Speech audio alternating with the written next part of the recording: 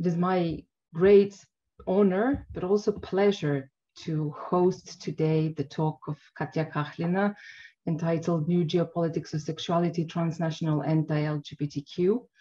Katja Kahlina is not only a renowned scholar in the field, but also a colleague and an all-time friend from some previous projects, and she has kindly agreed to be our speaker within this lecture series that has been organized and has been organized within this year under the title Targeting Anti-Gender Politics, which was one of the activities of the Gender Lab of the Institute for Philosophy and Social Theory, where we wanted to really try to understand what is happening at the moment in the world, how gender became so important almost all of a sudden, how it became politically relevant, how something which was a theoretical object of a relatively marginal women and gender studies scholars became an issue which has the power to be almost like a Trojan horse, understood in the political sense of that word. And we wanted to put a focus on the region which is somewhat less scholarly viewed as relevant. That meant Southeast Europe and Caucasus, but also that meant to discuss the wider issues with the scholars coming from those regions. It's not one region, it's quite some regions. So that's how, and this is our fifth lecture within this lecture series, where we agreed with Katja to talk today about this new geopolitics of sexuality. I will just briefly introduce Katja Kahlina and then give floor to her to tell us something about this very intriguing topic. So Katja Kahlina works at the University of Helsinki at the Department of Cultures, where she leads a Cone Foundation-funded project, Sexuality and Democracy, or SexDem. Within that project, she explores the interplay of sexuality, populism, and nationalism in two contexts. She analyzes contemporary anti-gender mobilization in Europe and explores the possibilities of feminist reappropriations of populism. Kahlina's research commitments are to the study of sexual politics and political discourse and the way in which these two are culturally and geopolitically produced and entangled. And in addition to this project engagements, she also serves as a managing editor of the journal Redescriptions, Political Thought, Conceptual History, and Feminist Theory, which is published by Helsinki University Press. I'm really glad to have you here today, Katja. Please, the floor is yours. Thank you very much, Adriana. And just to mention that the journal Redescriptions, actually, it's completely open access. So it's free both for the authors and for the readers. So, and we are always accepting new contributions. So, yeah. So, okay, let me then first see if I can share my screen. I prepared some slides here. Okay.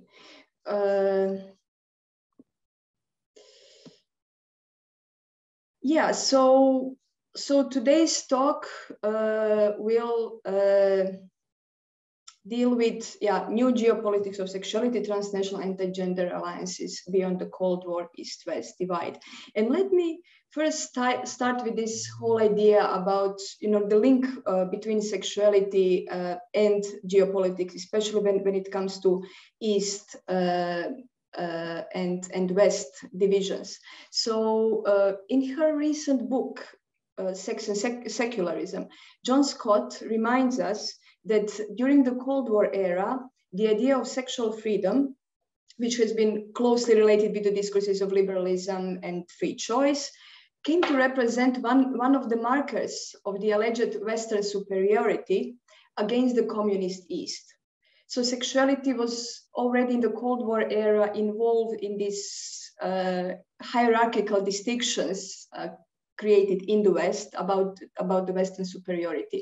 And there were actually these assumptions that paved the way later on in the post-Cold War period for the discourses of homonationalism and feminationalism that framed gay rights and feminism as signs of progressiveness and global superiority of the West against the so-called rest. And in the post-Cold period, Islam became the main target of these discourses. But at the same time, also former state socialist East was also embedded in these discourses of Western superiority.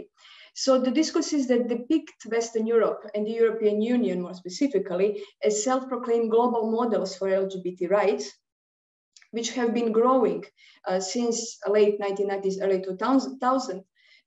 And they were actually, these discourses were actually following more tangible changes that came to be increasingly adopted in the Western European countries. So the changes which improved the status of mostly gays and lesbians, basically, in Europe. And at the same time, in the same period, the presence of political homophobia and attacks on pride marches, which started to happen in some Eastern European countries, most notably, for example, it's the case of Poland, were seen as a sign of Eastern European deficiency and insufficient development. So Eastern Europe during the 2000s have often been perceived as a symbol of homophobia in Europe. So the focus of my talk would actually be on the question of how this ongoing transnational mobilization against LGBTQ rights that we witness across Europe, so across the East and West, and also in other Western countries such as US, for example. So how this mobilization brings to surface a more complex picture of the operation and location of homophobia in Europe and beyond, and how this mobilization disturbs the asymmetrical symbolic divide between the East and the West that we inherited from the Cold War period. So what do we talk about when we talk about anti-LGBT or anti-gender mobilization? And I'm actually using these two terms, anti-LGBT and anti-gender, interchangeably, because both terms actually operate and usually refer to the same thing. It just depending on the authors and the literature that basically you are reading. So what is it that we mean by when we speak about this mobilization? So here you can actually see logos from a number of organizations in Europe. So the first one is La Manifotu, which is probably the most known globally, and it has been very successful in France. Then Aito Aviolito is actually a Finnish organization. You can see it has exactly the same logo as the French one. Demo für alle, German one, La Manifotu Italian, Uime Obitelji, Croatian one. You can see logos are very much the same, and they actually send very similar message, and that is, and also kind of like speak about the causes of these organizations and initiatives. So what is usually, this initiative usually asks for is the definition of marriage as strictly in terms of a union between a man and a woman. So usually they explicitly go against same-sex marriages. Then the idea of family is defined strictly in the biological term. So a man and a woman which are married, and then also involves their direct biological children.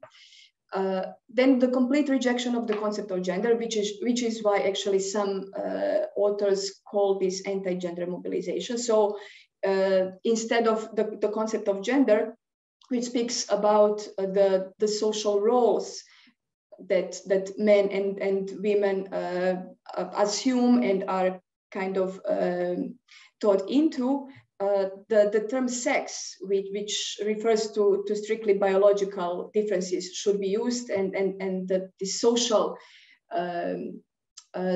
layer of the inequalities should be completely disregarded and rejected. And at the same time, most of these organizations at the same time also ask for restricting or banning the abortion on demand. So it's usually that the same groups are usually advocating anti-abortion demands as well. So I already mentioned La Manifotu. So that's quite important actually example of this mobilization, because in early 2010s, they managed to gather quite a large number of people in the French cities. And they actually influenced to a great extent the movements in other local contexts, more specific, like in Finland, for example, in Croatia as well, Slovenia, and so on. So they had actually quite huge trans-European influence. And then, for example, other example of the mobilization and the actual initiatives that took place were referendum initiatives against same-sex marriages across Europe. So, for example, in Croatia in 2013, in Slovenia, there were 2 of those. There were one in Slovakia. The most recent one was in Romania. So these initiatives actually, the aim was to prevent, in most cases, to prevent adoption of same-sex marriage laws. And even in the cases where, even in the context where no such attempt to kind of adopt same-sex marriage law was made, for example, in Croatia. Croatia is one such example. So it was kind of changing the constitution to even prevent any moves towards this direction in the future. And they all of these initiatives usually have very affirmative, inclusive rhetoric. So rhetoric usually goes as pro-family, and they're kind of avoiding more direct homophobic speech.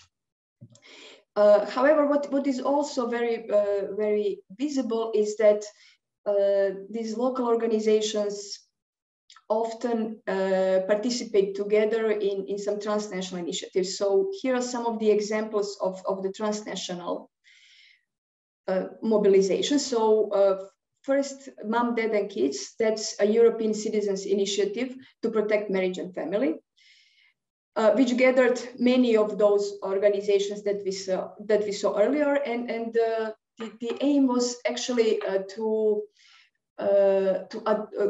ask for the adoption of the definition of marriage and family as a union between a man and a woman, and family based on this union and the biological offspring, but on the European Union level. So something that would then be mandatory for all members of the European Union to adopt.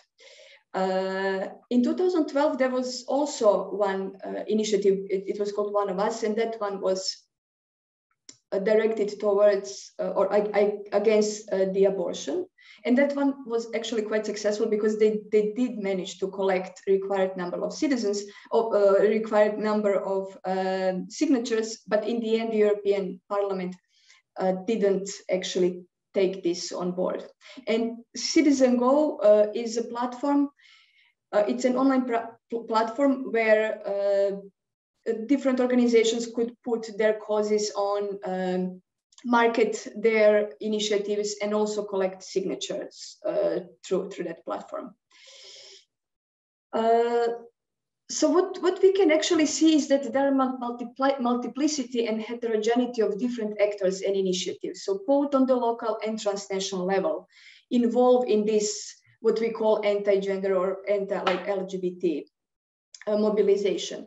However, it is important to emphasize that this mobilization should rather be perceived as a multiple strategic and temporary cooperations and collaborative networks instead of a single unified movement. So I'm a bit skeptical and also critical about using the terms such as, for example, global right, and the terms which kind of like tend to create the image that it's a unified front, and that it's kind of, you know, very global, everybody is involved, and all the actors which have similar kind of arguments are by default then kind of like perceived as members of that very large unified movement. I think the best way to understand the transnational dynamic of anti-gender mobilization is actually by tracing these collaborative networks and alliances. So by tracing the actual actors and also like how they and with whom they collaborate and how and in which venues. And this is something that what I've been doing with the case of World Congress of Families. So World Congress of Families is one example of this network, anti-gender or anti-LGBT network, which is very transnational and which is also quite influential globally. So World Congress of Families is established by the influential members of the American right in the mid-1990s with the aim of creating a global interfaith pro-family alliances. The motto of World Congress of Families is uniting and equipping leaders worldwide to promote the natural family. I mean, throughout the years, of course, things have been changing. I mean, it's been already operating for 20 years. But what I could actually observe in recent years is that World Congress of Families gathers a wide array of different actors. So it gathers, on the one hand, leaders of the US Christian rights organizations, leaders of various anti-LGBT, anti-gender, or anti-abortion civil initiatives that we saw earlier on, such as, for example, manifotu, Obitelji from Croatia, and so on. But also religious leaders and politicians. And when we speak about politicians, actually, it's interesting that all the politicians that usually participate in these meetings come mostly from Europe or Russia. In recent years, there have been some notable participants.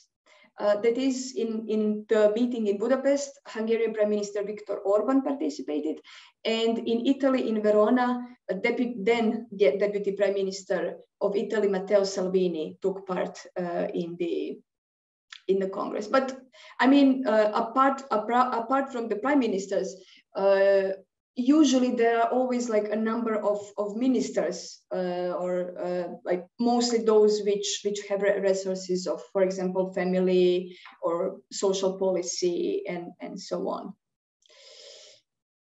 The last three World Congress of Families conferences took place in Europe. So in Budapest 2017, Chisinau 2018, and Verona 2019, and were sponsored and attended by the leaders of the host states. And these conferences actually showed the presence of strong alliances across this Cold War West-East divide. It kind of like involved the state leaders and key figures of the Christian right working together, speaking to each other, and so on. So my questions actually in this talk will concern how are the symbolic boundary between this geopolitical West and East and potential tensions stemming from the past and present geopolitical divisions negotiated within the World Congress of Families, and how the sense of commonality and unity has been articulated in this context. So how they actually deal with these inherited East-West divisions. So World Congress of Families has been initiated by the American Christian Right and is currently managed still by the US-based Organizations for the Family, or Organization for the Family, IOF. But ever since its inception, it has been a product of a close cooperation among American and Russian actors. So according to Alan Carlson, one of the founders of World Congress of Families, the idea of founding such a network came when he was in Moscow in 1994 or 1995.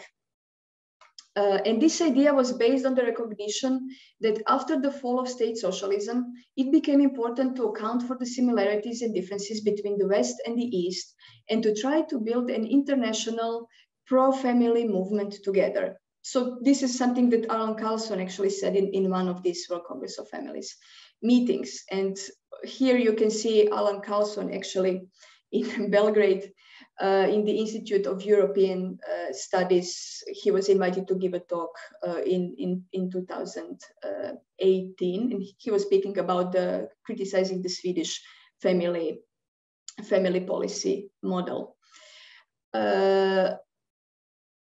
So in this context, in the context of World Congress of Families, Eastern Europe is usually seen as a role model, and this is something that has been quite explicitly repeated over and over by some of the leading figures of the American Christian right. So frequent expressions of open admirations for the efforts made by the Eastern European leaders such as Orban and Putin in rejecting Western LGBT agenda is something that is widely present. And Russian president is often depicted as potential savior of Christianity and European civilization. However, Eastern European countries, other Eastern European countries such as Poland, Hungary, and Serbia have also been frequently recognized as important allies and role models by the Western participants. And I find this actually quite interesting, given this geopolitical, still existing geopolitical divisions. So Hungary was particularly in the spotlight during the World Congress of Families in Budapest, as well as in Verona 2 years later, and has been frequently hailed as a leading family-friendly nation in the world. So many figures of American Christian right showed open admiration for Hungary as a model to learn from. So, for example, in one of these meetings, I think it was in Budapest, Brian Brown, president of World Congress of Families, said, "Brothers and sisters from all over the world, family is the core that brings us together. Let's learn from one another. Let's learn from Hungary." And for example, this is the picture from the newsletter that World Congress of Families sends regularly. This one is from 2017. It's called "Here is what a pro-family champion looks like."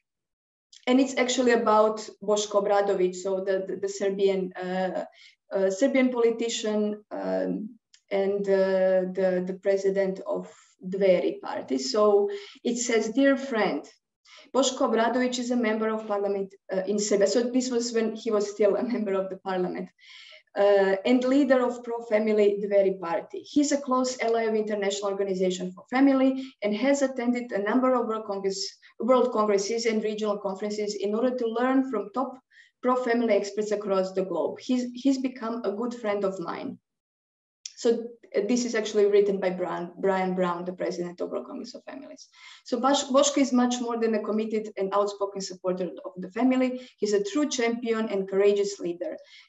The other day, he gave an incredible speech before the Serbian parliament that was a true tour de force, an incredibly powerful rebuke of the LGBT movement. He spoke truth to power and passionately took the majority's insistence on imposing pro-homosexualism on society. So it was a debate about the LGBT rights in the Serbian parliament. So, and they provided the link to the YouTube speech, and he then urges others to kind of like take some time and see how Boško courageously spoke in the parliament. And this is actually the end of that letter. He's saying how he is incredibly proud that he is a friend of Boško,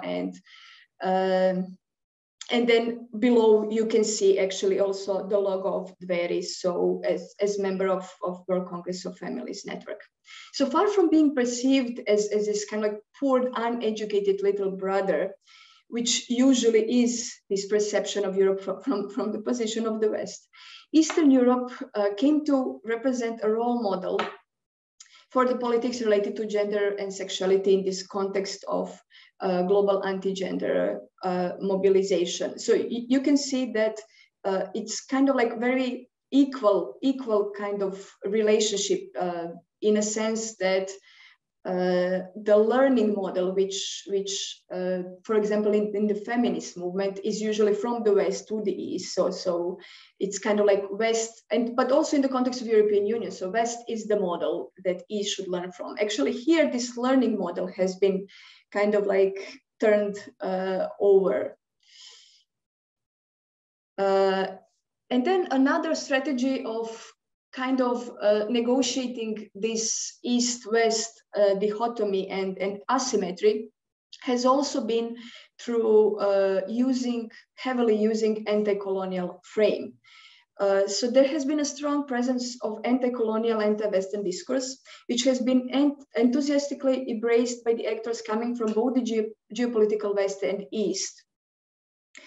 And for example, in her speech at the World Congress meeting in Budapest, Ludovine de la Rochère, the president of the French Protest for All, La Manifotu, strongly criticized the European Union for being dominated by the strong EU members, which impose their sexual politics on others.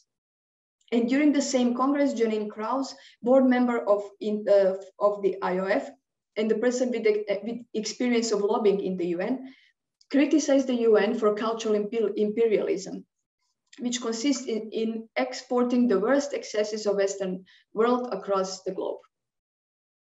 And then finally, for example, there is the Cape Town Universal Declaration of the Family and Marriage, which was also initiated by the World Congress of Family in 2016, which states as the aim of this declaration, it states that to resist the rising cultural imperialism of Western powers, whose governments seek nothing less than the ideological colonization of the family. Together, we join in common cause, East and West, North and South, to stand for a truth that no government can change. Bowing to no earthly power, using every just measure, we shall not falter or flag until the truth about marriage is embraced in our laws and honored in our land. So you can see this kind of bit kind of like language as kind of, you know, we are fighting, this is our cause, and we shall never surrender in a sense. But what's kind of interesting is this seemingly inclusionary character of this anti-colonial discourse. So openly they say like East and West, North and South. It's kind of like in tension with another discourse, which is very much present in the World Congress of Families meetings, and that's the anti-immigration discourse.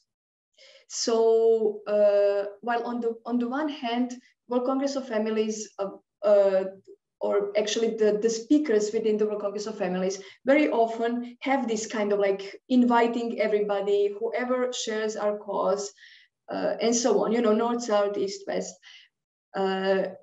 It's in fact World Congress of Families meetings that I witnessed, that the ones which took place in Europe, were completely and predominantly white. So the majority of participants actually was coming from this global North, so both East and West. So from the US, in particular from the US, from Europe, both Eastern and Western Europe, and from Russia. And this was actually the majority of, or actually vast majority of participants in these meetings. There were some participants from the global South, in particular a little bit like from Africa, a couple of participants, and also from Latin America. But there were very, very few. And it seems almost like, you know, like inviting participants from the global South, like from the sake of kind of like claiming this global kind of image. But the main figures in this network and the key participants and the key speakers were actually from US, Europe, and Russia. And what's also important to emphasize actually that Christianity is one of the key markers which brings different participants from different contexts together. So I didn't notice any participants who would belong to any other denomination, basically, other than Christianity. or other religion than Christianity. So this is seemingly very inclusionary character of anti-colonial discourse stands in tension with the anti-immigration discourses, which are frequently appearing in the World Congress of Families meeting. So here, for example, you can find example of Viktor Orban's opening speech in 2017, where he said, "But first allow me to address you as a European politician. In 2015, when we last met, Europe was under siege. Europe is old, rich, and weak. The part of the world which in recent years has sent forth ever more masses of people is, however, young, poor, and strong. The world's population is rapidly growing, while the population of Europe is declining. Europe, our common homeland, is losing out in the population competition between great civilizations. Fewer and fewer marriages are producing fewer and fewer children, and the population is therefore aging and declining." He then continued with addressing more explicitly the link between anti-immigration politics and restrictive politics of gender and sexuality based on utilizing women's reproductive capacities. So he continued, "In Europe today, there are two distinct views on population decline. One is held by those who want to address Europe's demographic problems through immigration. And there is another view held by Central Europe, and within it, Hungary. Our view is that we must solve our demographic problems by relying on our own resources and mobilizing our own reserves." Basically meaning women. "The struggle for the future of Europe, stopping illegal migration, is imperative. This struggle, which is rationally justified, is only worthwhile if we are able to combine it with a family policy which restores natural reproduction on the continent." So here, Viktor Orban is explicitly bringing two of its core politics together. One is anti-immigration, which is kind of like based on these beliefs that Hungary and Europe, more widely, should stay white and Christian, basically. And however, he is very much aware that there is a problem with demography. So the population is declining and it has to be solved. So the remedy for this is family policy based on natural reproduction. So directed towards increasing the birth rates, which actually centers on women and women's capacity for delivering new human beings, basically. So these kind of ideas are actually, so it's not just Orban, so these kind of ideas are widely shared among World Congress of Family participants. Very similar rhetoric was also present in Verona, and Matteo Salvini has very similarly endorsed both anti-immigration politics and this pro-family politics directed towards increasing the birth rates. So I believe this is in tension with this openness, global openness, North and South, East and West, because there is obviously a conflict going on there. However, this conflict is never openly addressed in the context of World Congress of Families meetings.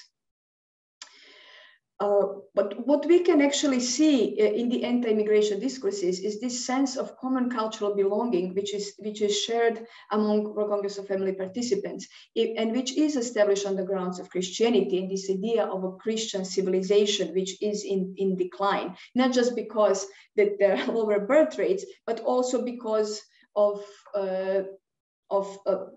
social changes, especially related to LGBTQ rights and feminism, which are perceived as a threat to these Christian values that apparently Europe and the US are built on. So this sense of common cultural belonging through Christianity overrides these historical East-West divisions and is further used as a basis of this new civilizational imaginary. So in this way, a new pre-Cold War tradition is being invented. So, and this tradition evokes this idea of a natural unity between the West and the East.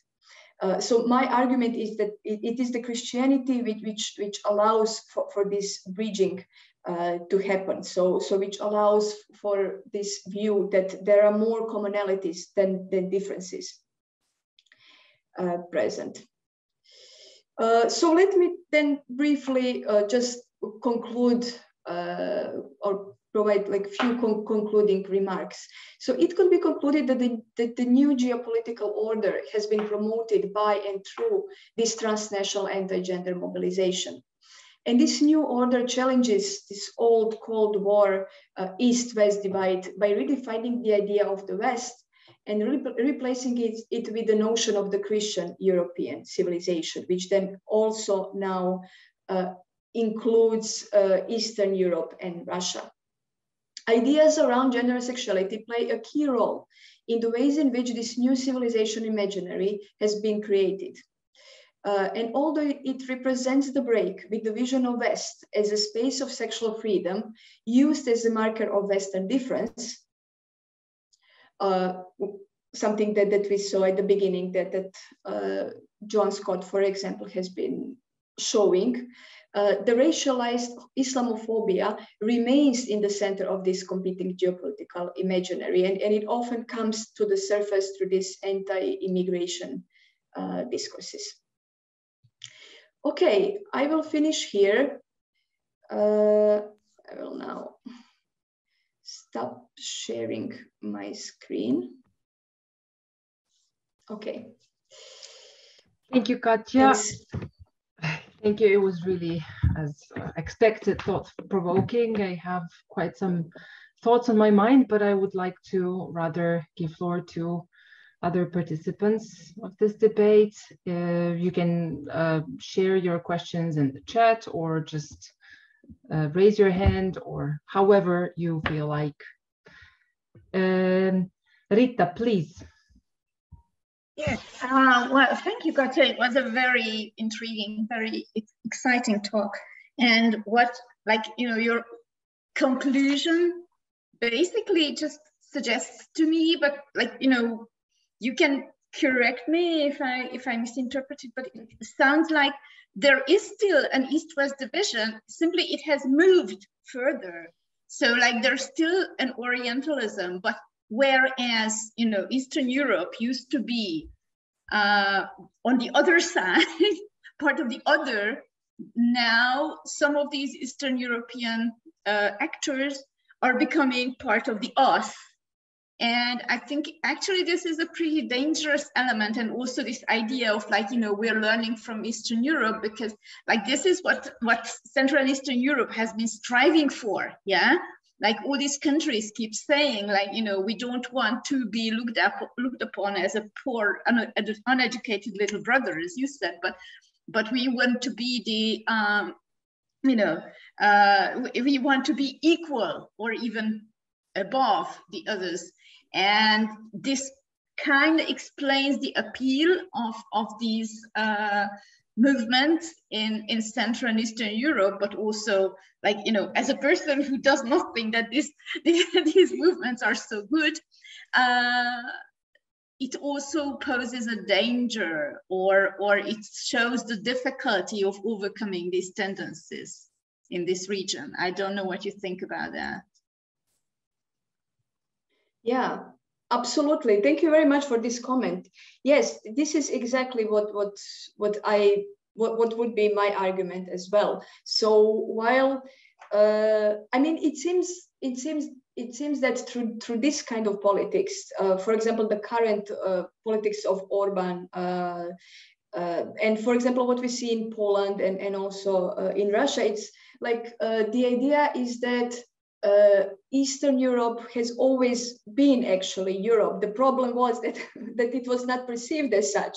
So by the core, and the core has been Western Europe. So this kind of like inequality has now been challenged, is like particularly through this, actually through this kind of politics of gender and sexuality, where then the alliances have been formed with some actors from the West, for example, the Christian right, which then, I mean, we saw when with Trump, for example, when they kind of, at certain point, this politics gained quite a power when the Trump became president. So although these members of the Christian right still belong, they're members of the civil society in the US, they obviously represent quite a powerful political force in the US, which can be mobilized, and they could gain power like on this level of institutionalized politics as well. And yes, then the problem actually is that this dichotomy between the West and the other is not challenged as such. So the logic is not challenged. It's just that geography has moved. So the borders have been relocated. So the border is not anymore like in Europe, but the border moved further away from it.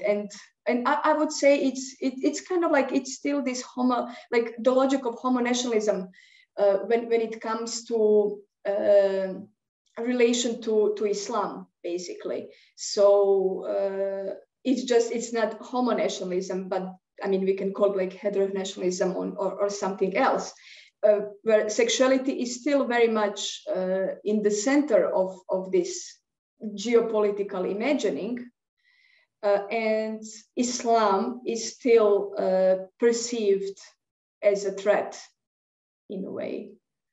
So yeah, you're completely right that, yeah, it's dangerous.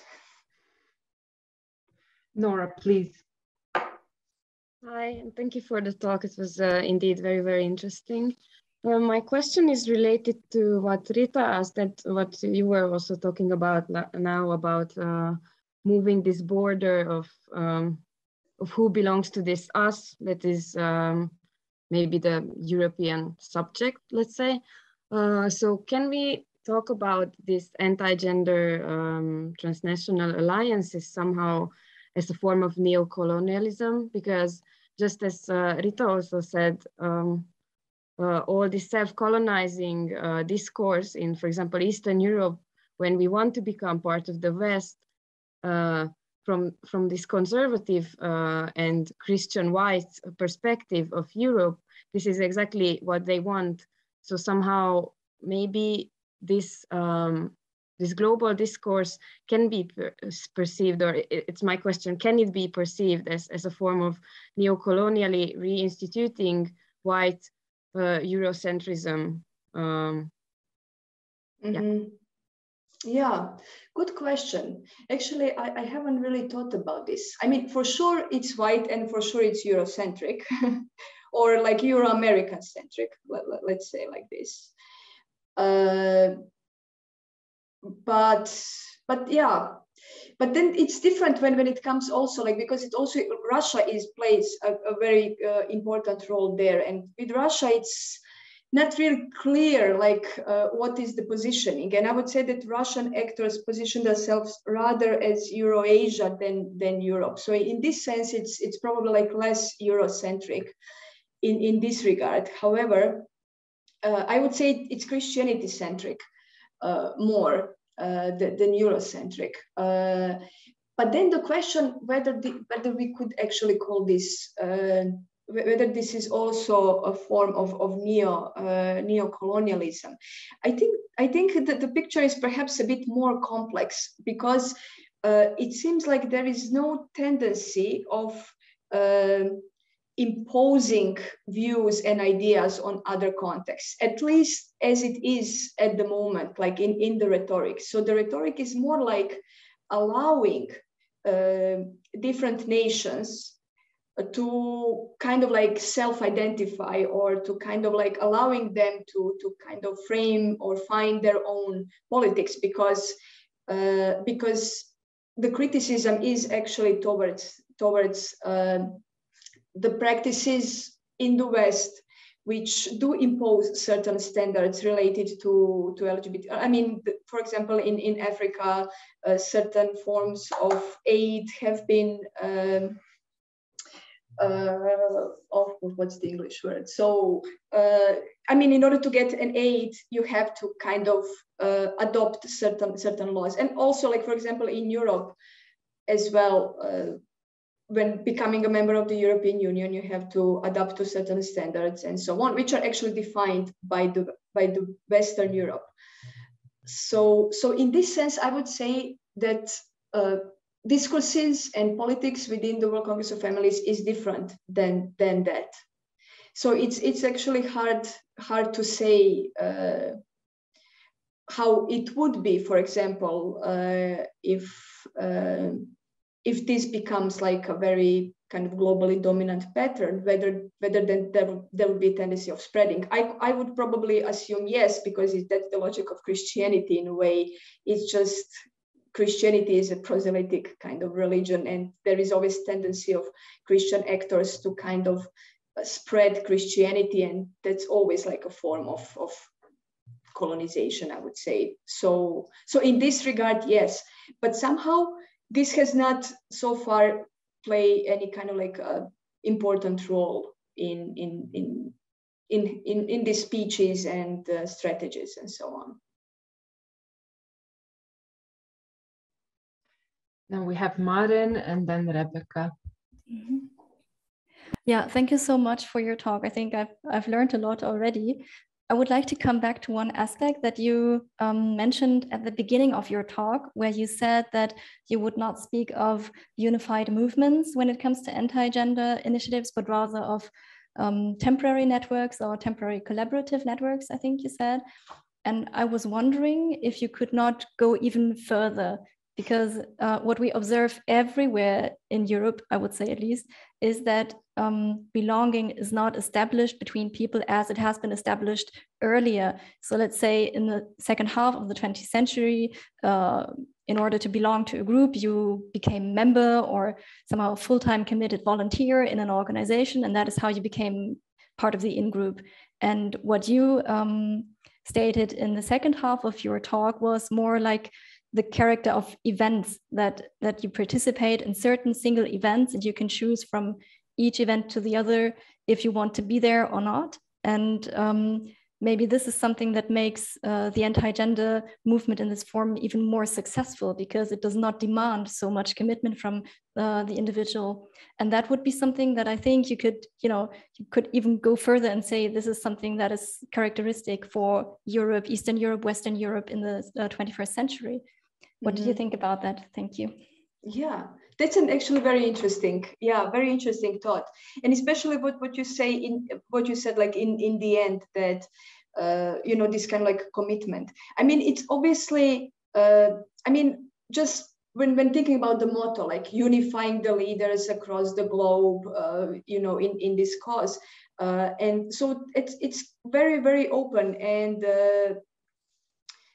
it seems like that there is some kind of like, I don't know how to call it. There is an engine behind it. So there is a group of people, which is not very, very big, but obviously there is a group of people which is actually working behind the scenes. And this group of people it's comprised of this American Christian right, who were before very much concerned with the local US politics. They were not so much bothered with what's going on beyond the US.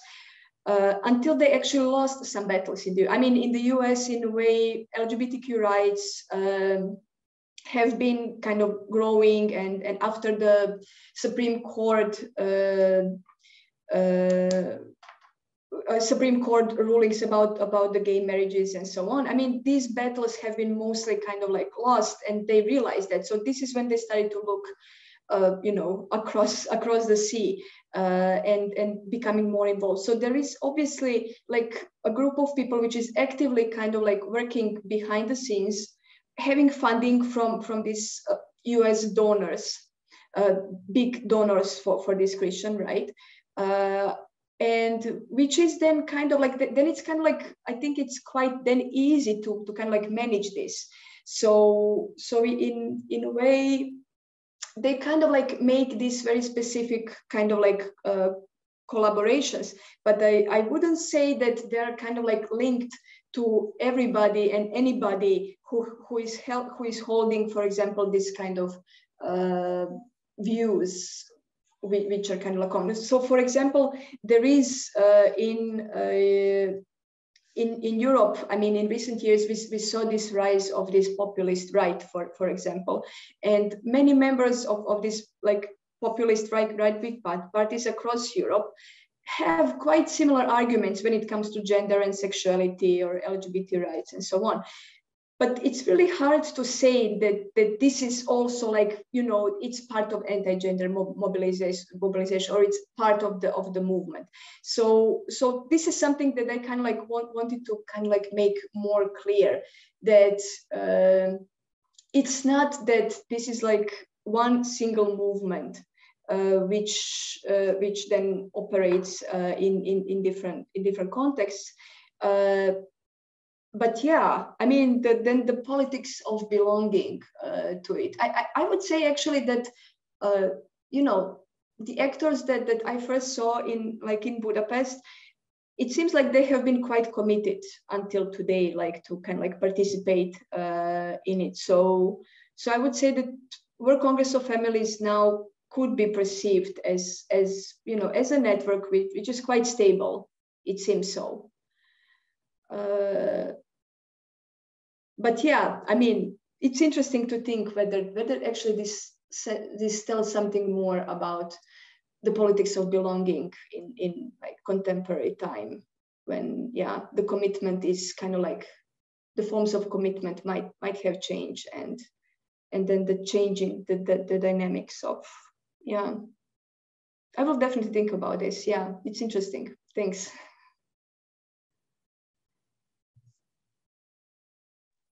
So thank you so much for this talk. It was super interesting, and I really enjoyed being here. I have a whole bunch of questions. I'm going to try and reduce them a little bit.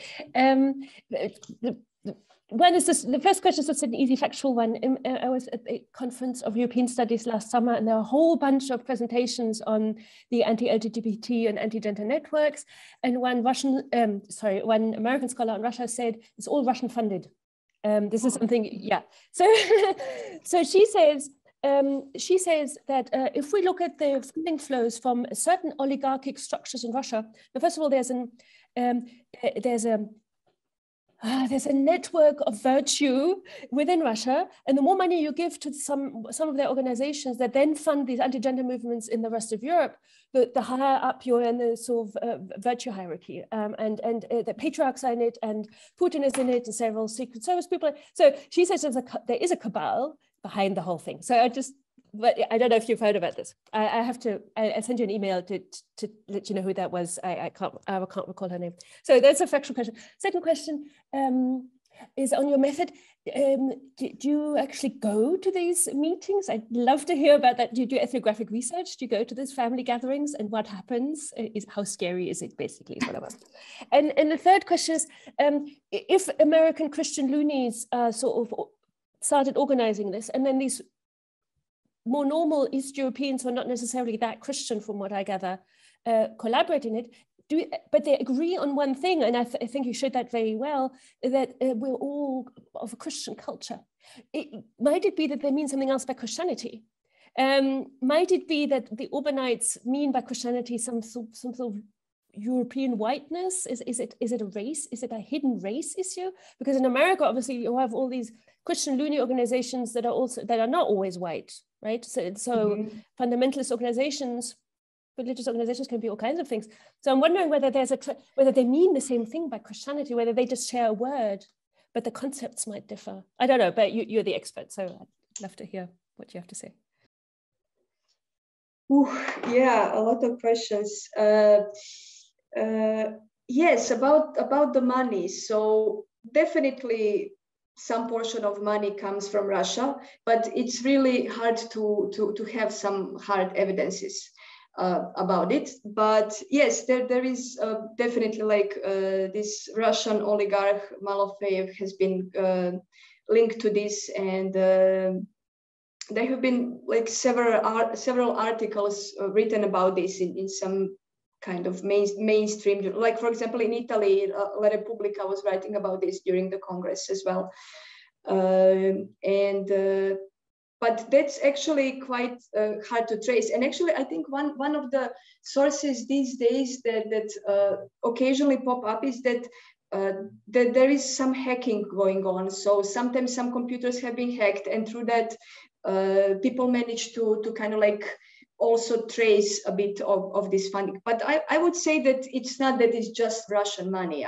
I mean, that's my impression is that there is actually also a lot of money coming from, for example, Koch brothers from the US, who are known donors of this Christian right organizations from the US, which is now being transferred to the European context. And some of the big organizations such as Alliance for Defending Freedom, for example, it's a big US organization which is partner in this also to World Congress of Families as well. Recently, or like in the past, I don't know, maybe 5 to 10 years, opened a couple of European offices. So through which then they're kind of making stronger collaborations with the European actors, and also financially supporting some of the causes. But definitely there is money from Russia coming definitely as well. And I think with Russia it's interesting because with Russia, it's this high level of governance which are involved in this World Congress of Families network. And actually, for example, what's interesting for me is that Russian law, like banning homosexual propaganda law, it's actually something that came about through this collaboration. So the Western US actors actually very closely collaborated with Russian government and lawmakers in making this law. So it's not just the Russian thing; it's actually a product of this network. Okay, when it comes to method, yeah, actually it's based on the ethnographic observation in Budapest and Verona. But I only participated in the main program. I mean, participated in the audience. I was in the audience. There is also a program which is kind of like more private, to which anybody can, I think, also get access to, but it costs a bit more. And for that, I didn't dare actually to, because then you can like have more private meetings with the actual participants or with the speakers and so on. But actually these congresses, they were held in quite big venues. So it's a big hall with a lot of people in the audience. So it's actually quite easy just to sit there and listen and observe. Yeah, and then the question about the Christianity and race, I completely agree with you. And also like what has been bothering me, and I still didn't really completely thought this through. It's this kind of like hidden different denominations within Christianity, because this is what is there at play. So you have this, Protestants from the US. Then there are like Christians from Europe, or not Christians, but Catholics from Europe, especially like from Italy and France and Croatia, for example. Like these are more participants are very devoted Catholics, and then you have Orthodox from Serbia, Serbian very, and from Russia. So that's also something that is interesting, how it doesn't become any problem in this context. So they don't really, I mean, obviously there are differences, but among them, and I also agree with you that they are very devoted, like especially actors from the US. I mean, they are really in a way quite passionate in like Christians, thinking that it's only what they believe that everybody should kind of like share their own beliefs, and that they're not really open for kind of like different interpretations of the Bible and so on. So which is actually present. I mean, especially when it comes to like there are differences between Orthodoxy and Protestantism, obviously. So, but that's something that they don't really discuss, and that's very interesting. Like, and I was always thinking like how it's very different from what you would see, for example, in the feminist or LGBT conferences, where you kind of like openly reflect the differences, standpoint, different arguments, and so on. Here is completely different. Like, we don't go there. Like, we don't. It's somehow as if they kind of like agree that there is a common cause which everybody agreed to, and that's this idea of the family, and it's called like natural idea of the natural family, and also the idea of the truth. That's very interesting, because that's something that comes from religion, that comes from the Christianity, but it's shared across different denominations. And there's this idea of a religious truth, so that there is a truth, and we all know that what is a truth, and the truth will always win. So that's something that is often referred to in this context, and it seems to be shared across this kind of like differences, a truth of God, a truth of family, yeah, and so on. So that's kind of like very, very interesting how there is just no questioning. There is no questioning about, like, you know, and there are also no questions actually to the speakers, and that's also interesting, because speakers just come, they make their own presentations, usually sharing some successful initiatives or strategies, or just kind of like sharing thoughts about family and marriage and so on. But there are no questions. It's so that nobody from the audience poses any questions. It's just kind of like as if everybody agrees about everything, which obviously is not the case. I mean, but it's just not. It's just something that is not discussed. Yeah. Thank you, Katja. There was one question from Nora in the chat where she asked, is there any investigative article that analyzes how anti-gender groups in Eastern Europe get funding from these Christian rights groups?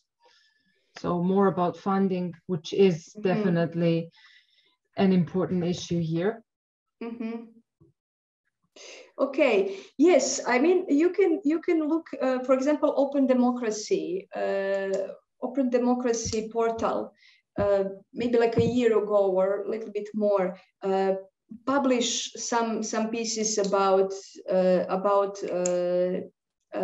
funding, but these were also not so kind of like specific in the sense that you know this amount of money was spent there. It's just kind of like more general sum of money, which is known that kind of like came from the and it's actually linked from it came from the US to the European context. So it's known that it has been kind of in the US and spent in Europe or transferred in Europe. But I also recommend, for example, looking at the reports written by Neil Data. I can write it like it's a Belgian researcher who has been also following this anti-gender mobilization, and especially in relation to the Agenda Europe meetings, which is also, Agenda Europe is a platform where many of the participants in the World Congress of Families also participate. So I would recommend looking at the reports by Neil Data, and also Open Democracy had a series of articles where you can find more info. If I can jump in for a moment, it's really interesting, this topic of financing the movement. But on the other hand, it is important because very often everything that is, let's say, progressive, or everything that is pro-gender, pro-LGBT is always accused of being financed from somewhere, from some obscure center of power. So somehow the idea that this is also financed from some center of power, and that there is a center of power wherever it is on the globe is, I think, important just to be noted. I would like you, I mean, I have, as I said, quite some questions, but I would like you to I'm now intrigued, of course, by what was also in the discussion, as I remembered that during the Beijing 1995 conference, but then also during other conferences in the 90s, UN organized, a League of Arab States was quite strong in the sense of the voice was quite strong, and not just strong, but very, very much so uniform with what the American right-wing groups were also advocating at the same place. And somehow, as we can see, that alliance that was there in the 90s somehow is dispersed today, as you rightly and I mean several times pointed out, how somehow it is very white and also very Christian, and first of all Christian, I would say. So what do you think? I mean, how did that happen? Is it can we say that immigration is more important than natural family? That natural family comes, so to say, on the wave of anti-immigration, which is always somehow also anti-racist and also anti-Islam in this case to a large extent. So that these two go together well. That would be my first question. And the second one has to do with when you mentioned Boško Obradović, so the Serbian friend and brother of Brian Brown. What was interesting to me is how at some point Brian Brown says that Boško spoke truth to power in Serbian parliament. And I immediately, of course, thought of Foucault and of how the language has been reappropriated from us, so to say, not only in this case, but in many, many cases. And apart from the agreement that you just mentioned, where we don't discuss our differences, denominational or others, or in terms of nation states and other type of colonialisms that are very important, but we agree on this one important point of natural family, for example. How also, I mean, there are many other points where important languages that were developed during the 90s or the 2000s have been reappropriated from us. And so I'm thinking, you didn't talk about that in this talk, but I would really like you to say something about how feminists reappropriate the language of populists. So how can we take away from them what they've already taken away from us, so to say? Because when I introduced you, I mentioned that you were doing this work with Sextem about feminist reappropriation of populism, and that's a thing that is very important and I think interesting in this context as well.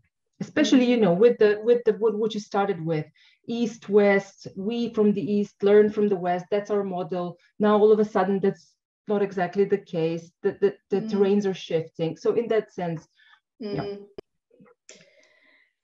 Okay, whew. Difficult questions. Yeah, you're completely right. Yes, the League of Islamic States very closely cooperated with this Christian bloc in the UN conferences, and actually Pope actually played a big role in Beijing and Cairo before that and so on, in influencing this resistance to like abortion rights and women's emancipation and so on. So yeah, what happened? I mean, that's the thing is that I think because both in a way camps, like the Christian one and the Islamic one, so or both coalitions in a way have been based on this religious strong sense of religion, and although they can, I mean, and they still do actually cooperate at the UN level, there is still a lot of support and initiatives are being launched together or supporting each other's initiatives. So that's still very common when it comes to UN. However, they didn't manage actually to build more unified, I think, global movement beyond this UN strategic cooperation of supporting each other. And I think that this is, and I think now I can't remember the name of the author. I'm sorry, but I can later on share it. I have to check it. But I read some articles where the argument is that it's the religion in a way, like such a strong sense of religious truth, which kind of like prevents in a way them to kind of like build a more kind of unified alliances, because religion is so influential in this perception of gender and sexuality and politics. So that in a way, I mean, that the Christian camp thinks that, you know, Islam cannot, I mean, in the way, like the vision of the future of the world, you can't really, I think they can't, and that's the argument, they can't really imagine it with having Islam as equally, you know, legitimate as Christianity, and probably vice versa in the sense. So this is something that kind of like prevents building, I think, these cross religious alliances. Okay, and then about this, in a way, you know, what can we do? Like, what can feminists do about this? I think this actually has couple of things that now open up for feminism, I think. And one is this, how, for example, in the context of this anti-gender mobilization, it is clearly visible that homophobia is also located in the West. And that's something that has been kind of, I mean, at least from the Western discourses, both scholarly and activist and political as well, you know, homophobia has always been, at least in the past 10 years or since, for example, thinking of Hillary Clinton in 2011 speech, when she spoke about how US should put LGBT rights more to its kind of international politics agenda. And then, I mean, at a certain point, with the case of Uganda, how many Western countries started to kind of say that, you know, you can't do this in order to receive the aid, and how, you know, homophobia, the location of homophobia has, in the past 10 years, that was like the common perception, has been elsewhere, you know, not in the West. And that's kind of like feed into this idea of the West as a model for LGBT politics and for feminist politics and so on. And I think this has now been, I mean, it has been disrupted. I mean, it has also been disrupted from within. I mean, many feminists criticize, of course, these homonationalist and feminationalist discourses, but I think this movement actually does this further, you know, it further reveals how homophobia is definitely also located in the West as well. So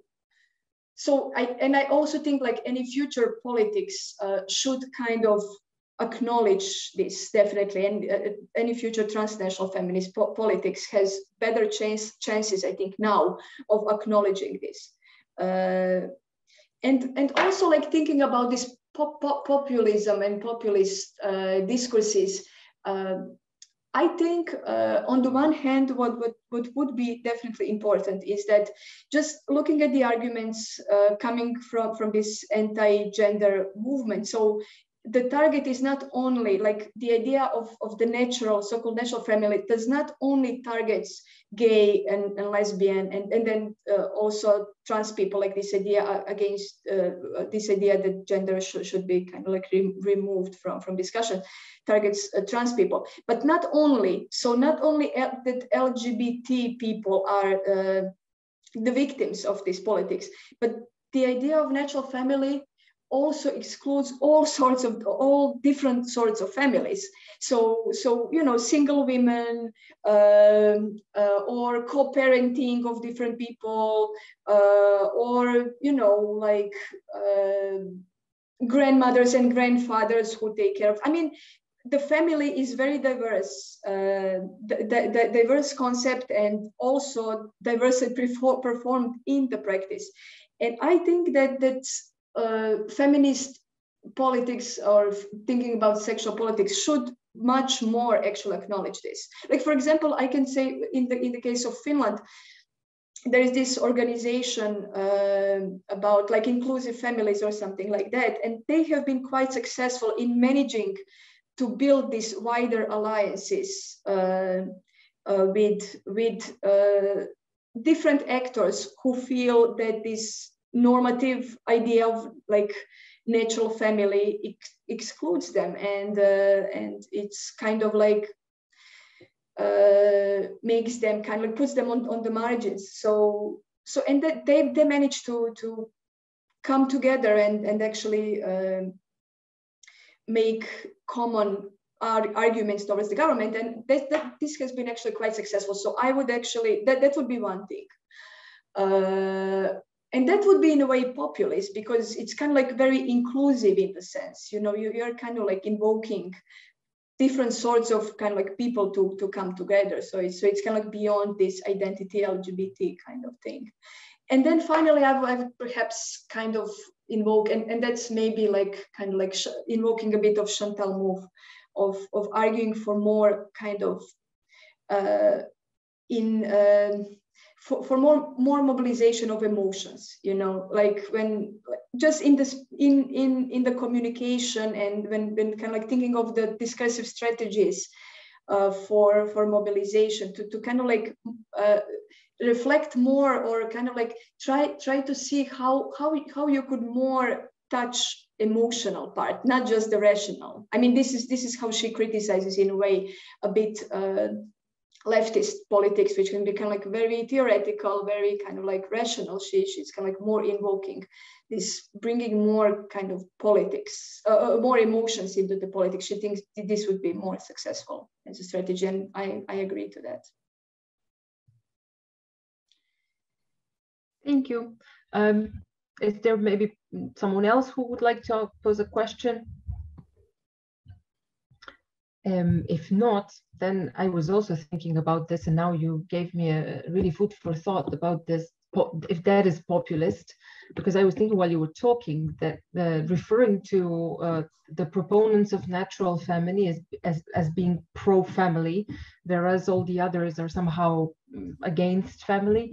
Yeah, well, now that you said this, this idea might be interestingly counter-populist. Oh, there is a Hovman Rob, please. Yes, thank you very much. And thanks very much for the talk and the discussion, which has been absolutely brilliant in my view. I just wanted to raise two points with you very quickly. The first was just that many of the actors that you're referring to seem to me obviously highly political, and in that sense are perfectly willing to overlook profound differences between, you know, for example, their religious commitments, albeit under the general umbrella of Christianity, in order to pursue the kind of wider interests they share in common, promoting the family as they understand it and against LGBTQ plus rights. So it's not surprising in a way that these alliances come together and sometimes shift from terrain to terrain, as you well described. But the other thing just to raise with you, which was prompted by your reference to Hillary Clinton, and in the context more generally of what you were talking about, homonationalism and femonationalism, is what one might call, I say this slightly differently, but homo-imperialism and femo-imperialism. That Clinton may have been very good in terms of talking about rights for the LGBT plus community, but she was very bad on the question of American imperialism. And if there's a new discourse, a new politics that we need to promote here, it has to be surely against that kind of imperialism, which obviously fuels the whole reactionary debate amongst a great raft of characters across the world. Thank you. Yeah. No, I completely agree with you. Yeah, I actually mentioned Hillary Clinton as, yes, exactly like in this case, how, I mean, and I think that that's actually the problem. So this kind of like link between something which should be in a way positive, like, you know, politics towards LGBT rights, you know, increasing people's rights and making their lives easier, but at the same time being very closely paired to politics of Clinton, which I completely agree with you. I agree that it's very imperialist and very harmful actually in other regards, but also in this regard, because actually this pairing of LGBT and rights and this kind of imperialism didn't really bring much positive change in the context where it was applied to, for example, like in the African context. I mean, and at a certain point, I think that activists from Africa even said, like, please don't do this. I mean, this is just doing us harm, you know, like it's not helping us. So yeah, I agree. Thank you, Katja. I agree with everyone else that it was really great. And thank you for also a very engaging discussion, and hope to, well, collaborate in the future on these issues, which are unfortunately not going to just disappear all out of themselves. Yeah. Thank you very much for organizing this. It was really a pleasure. And thank you very much for the questions. It's, yeah, I'm so happy. I wrote so many notes, and it's helping me because this is actually not done work. So it's in progress. And so thank you very much for your input. It was really hugely valuable feedback. Thanks.